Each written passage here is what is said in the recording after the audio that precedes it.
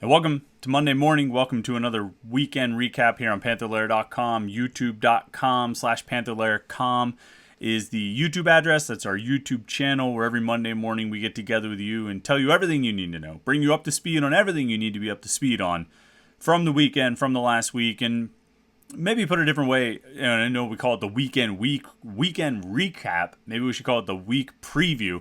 But it's everything you need to know to get ready for the week. It might be things that happened last week, might be things that happened over the weekend, just sort of general topics that are prominent and notable as you head into this next week. When you go into work, when you're talking to friends or family or other Pitt fans, what are they going to be talking about? What are you going to be talking about? What do you want to know about and be able to talk about? We'll get you ready for it right here on the weekend recap. Of course, you know the website, Panther-Lair.com, Panther-Lair.com, Pittsburgh.rivals.com. It is the most comprehensive source of Pitt sports news on the internet, football, basketball, recruiting. You find it all at Panther-Lair.com.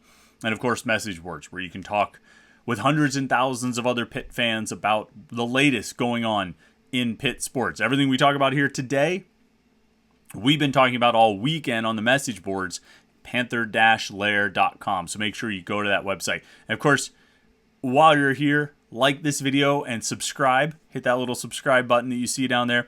Subscribe to our YouTube channel. That's very much appreciated. It definitely helps us spread the word and keep doing what we're doing here. I hope you enjoy it. I know I enjoy doing these videos every week. Helps me remember what we need to know about heading into the start of a new week.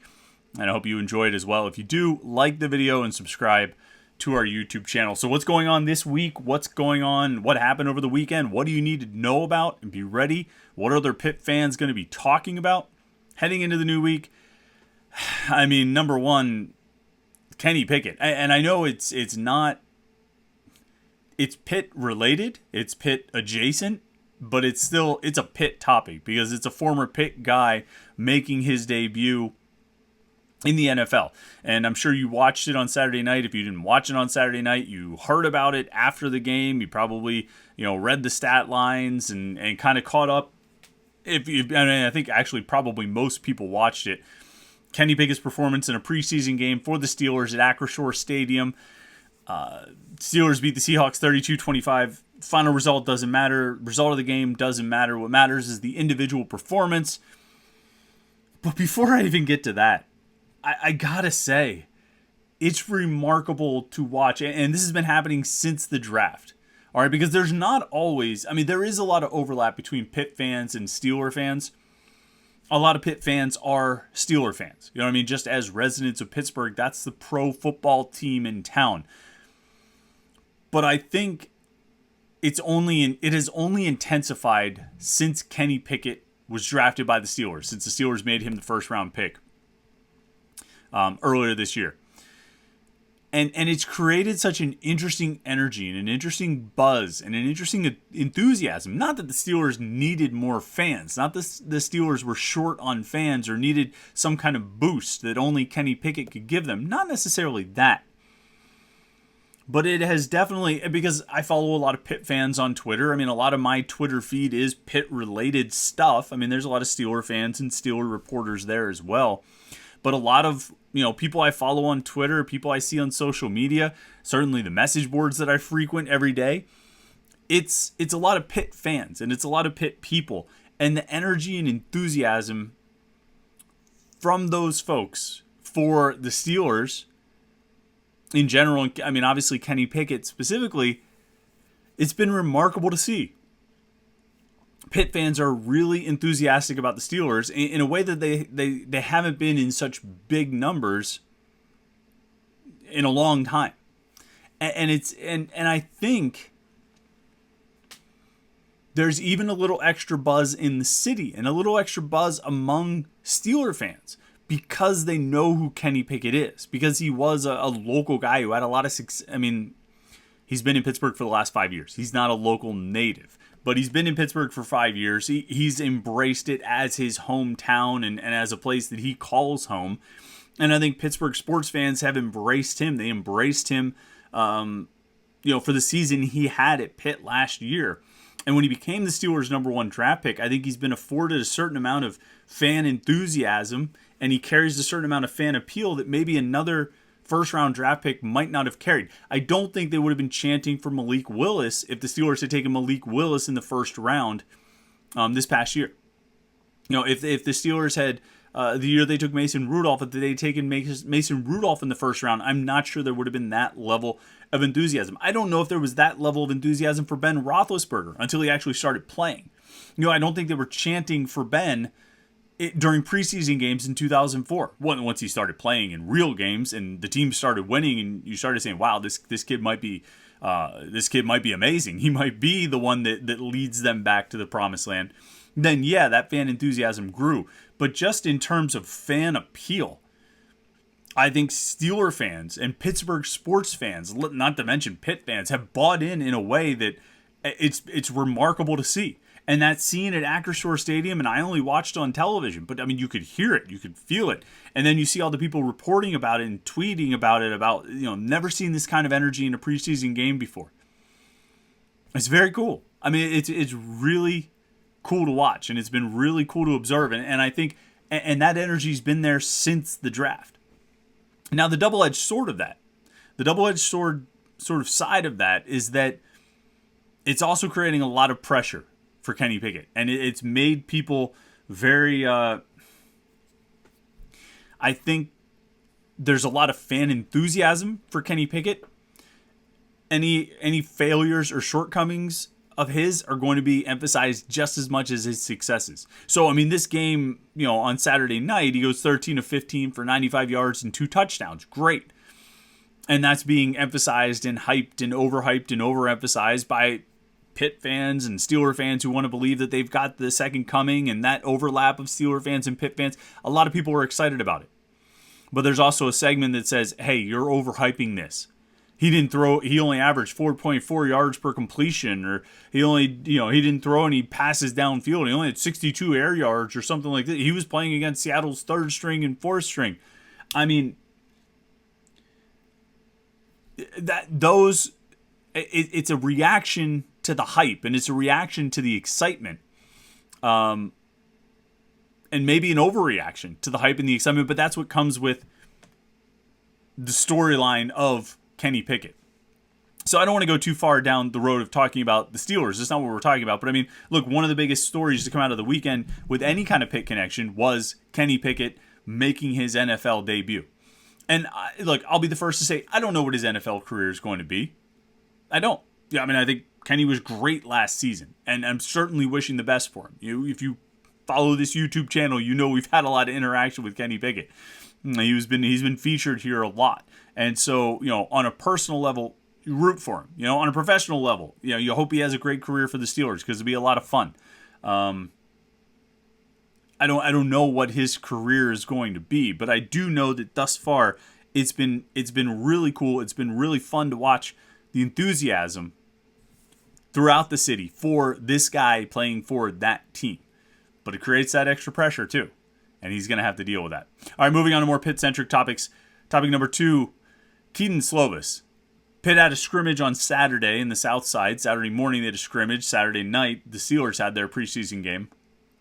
And, little details, bits and pieces drift out here and there about the scrimmage, about what happened and what stood out. And for the most part, it followed along the lines of what we've been reporting for the last 2 weeks of training camp and what we had been expecting throughout the offseason. And one of the things we had heard, which is what we had heard really throughout the last 2 weeks of camp, is that Kedon Slovis is the quarterback who's ahead. Now, Nick Patty can run this offense. Nick Patty can move this offense down the field and complete passes and probably operate the offense pretty well. Kedon Slovis can do that, can operate the offense, but he's also he can attack. Like, he's an attacking quarterback who can do so in a way that Nick Patty probably can't, in terms of attacking downfield, stretching the defense, and really trying to get after it and be a real threat in the passing game. And I think that's ultimately what separates Kedon Slovis from Nick Patty, is his arm strength and his ability to attack. Because last year, Pitt was able to attack downfield. And obviously, if you're able to attack downfield, it makes you a much more dangerous offense. Both, you need the quarterbacks and you need the wide receivers to do it as well. And we'll talk about the receivers in a minute. You can see it up there.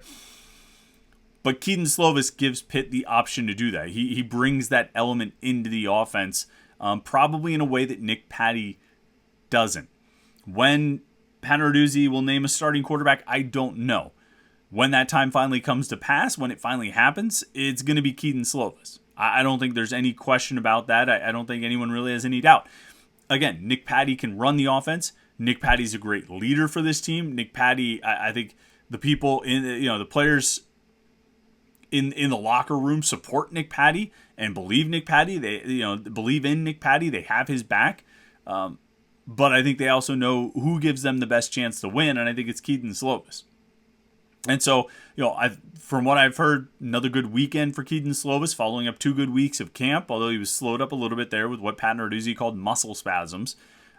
But he's been good this camp.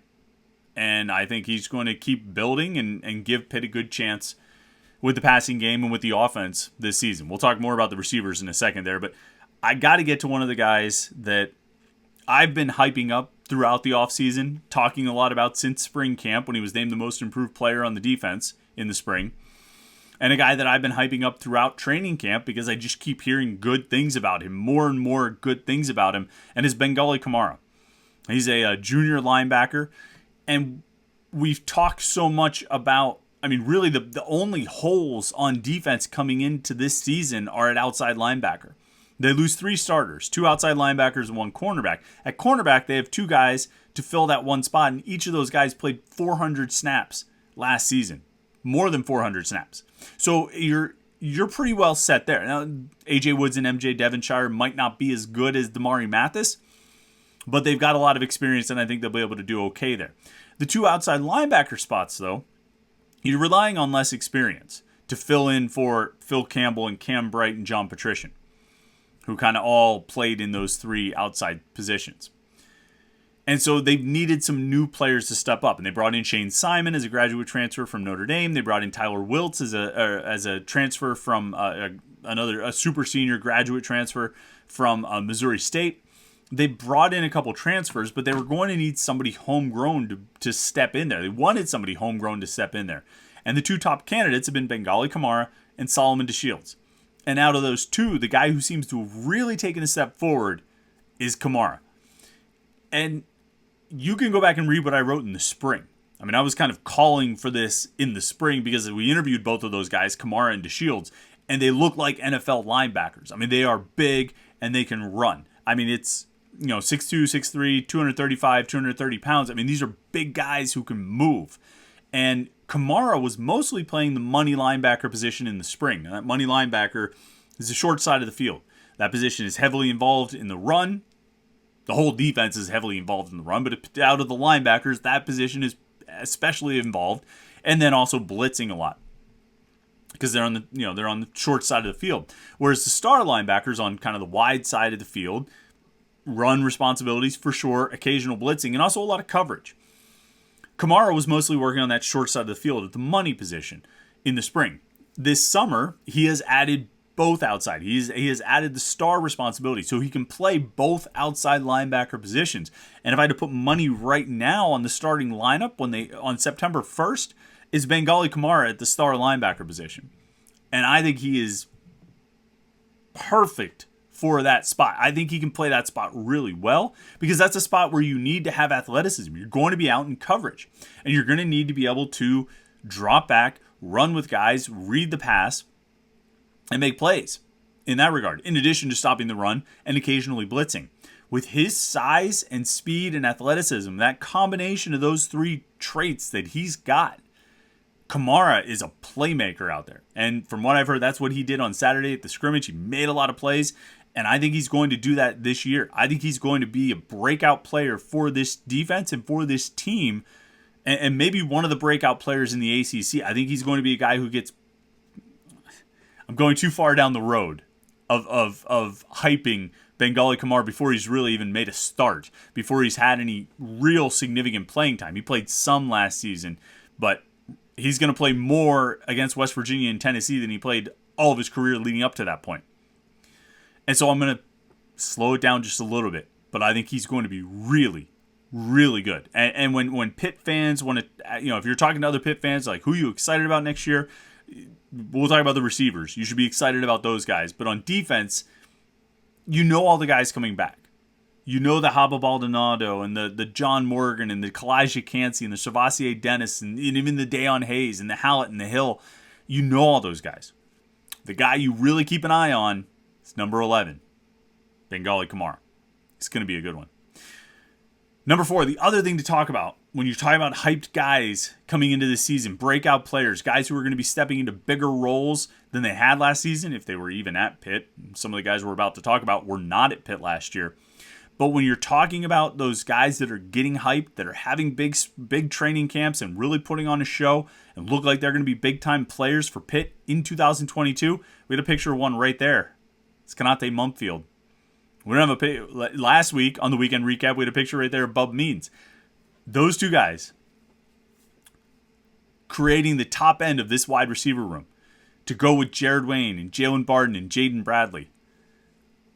This group, it's hard to say that they're going to be better than they were when they had the Biletnikoff Award winner and a guy who set records at Pitt and, just was outstanding. Was arguably their best overall player last season.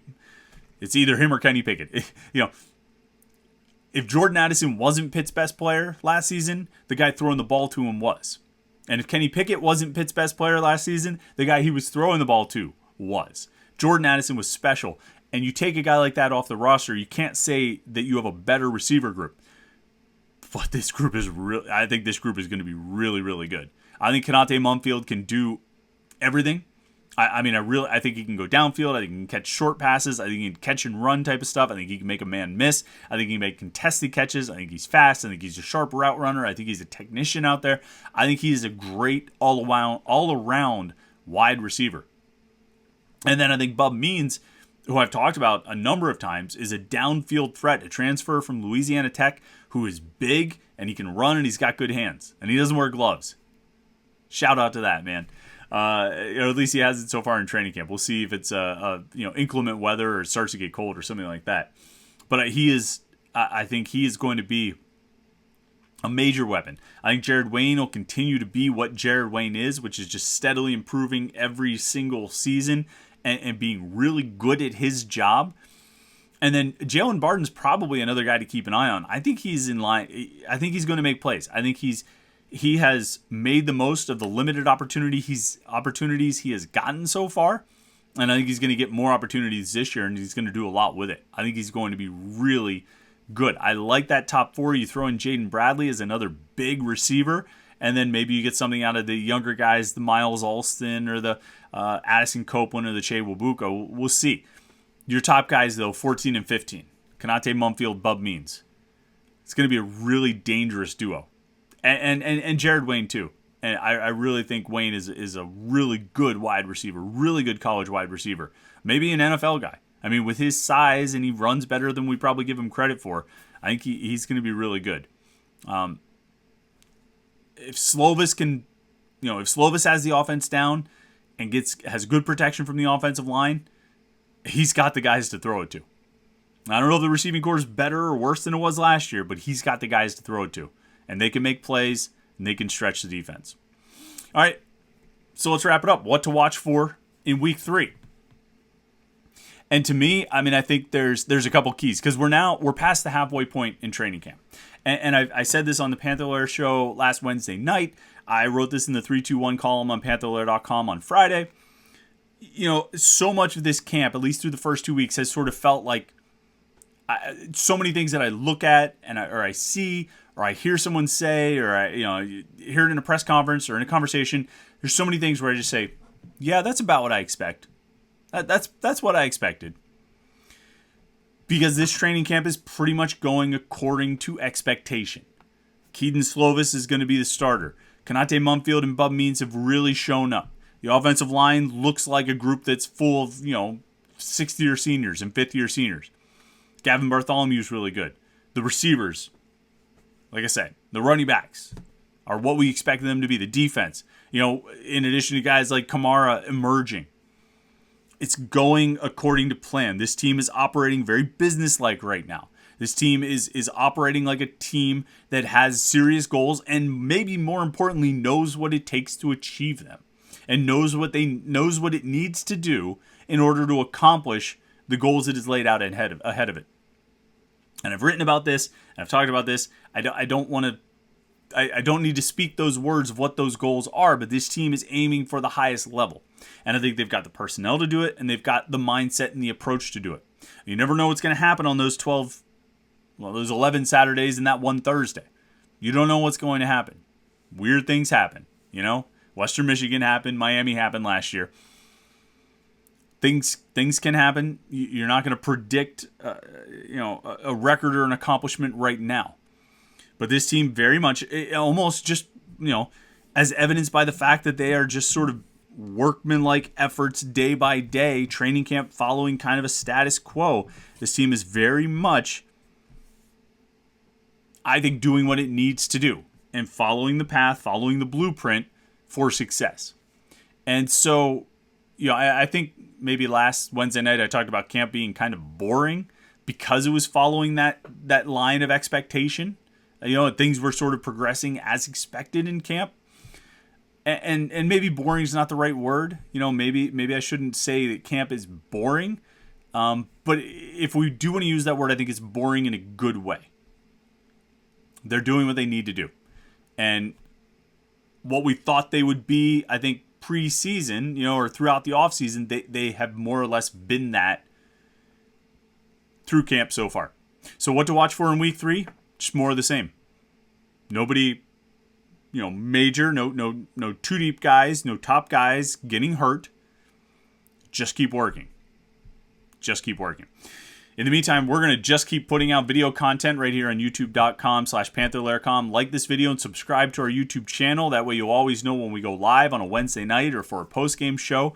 We do have our Wednesday night live stream, 8:30 p.m. right here on youtube.com/Panther-Lair.com.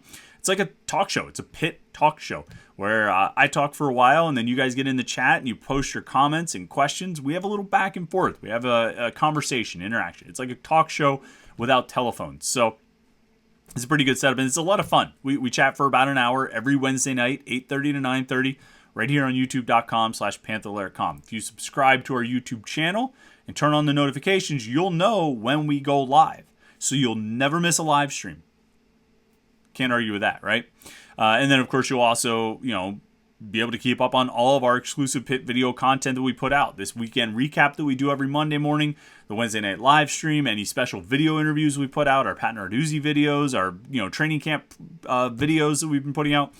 We've got lots of stuff right there, youtube.com/Panther-Lair.com. And then, of course, stay tuned to the website, Panther-Lair.com, Pittsburgh.rivals.com. It's the most comprehensive source of Pitt sports news on the internet, football, basketball, recruiting. You find it all, Panther-Lair.com. And, of course, message boards where you can interact with hundreds and thousands of your closest Pitt fan friends. Panther-Lair.com. Week 3 of training camp gets started. I think they're off today. So tomorrow, week 3 of training camp gets started on Tuesday. They'll go through the week. And then next week is the final full week of training camp. After that, they're into the game week. So it's going by fast. We'll be covering it all for you at Panther-Lair.com. So thanks for checking out the weekend recap. Have a great rest of the week, and we'll talk to you Wednesday night.